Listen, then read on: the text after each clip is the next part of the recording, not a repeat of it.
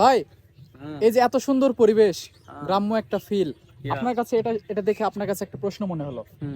আচ্ছা, আপনার কাছে গ্রাম ভালো লাগে নাকি শহর, এবং কেন ভালো লাগে কেন খারাপ লাগে এটা বলবেন আপনি। সবসময় আমার গ্রাম ভালো লাগে, আমি গ্রামেরই ছেলে।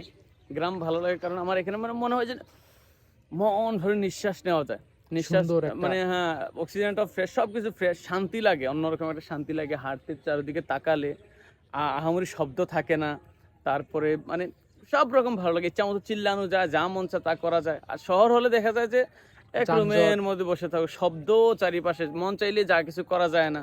আর গ্রামের মধ্যে যা মন চায় তাই করা যায়, রুম থেকে বের হয়ে এরকম খোলা আবহাওয়া পাওয়া যায় না, বাতাস পাওয়া যায় না, সবকিছু মিলে পাওয়া যায় না, সাথে গাড়ি ঘোড়া একদম সব এদিকে দেখান, এই দেখেন মাছ কি সুন্দর, সুন্দর মাছ, ওইদিকে দেখান, মানে এই কলা বাগান, অসাধারণ পরিবেশ। আমারও কলা বাগানে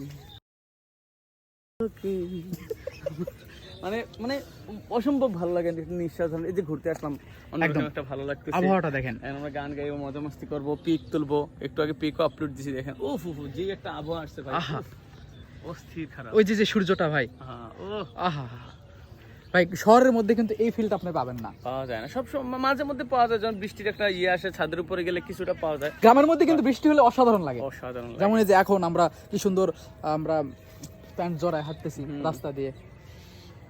ওকে, যাই হোক, সর্বোপরি সব জায়গায় সব মানুষের জন্য ভালো, বাট আমার ব্যক্তিগতভাবে গ্রাম, যার যেমন অভিরুচি এটাই একদম।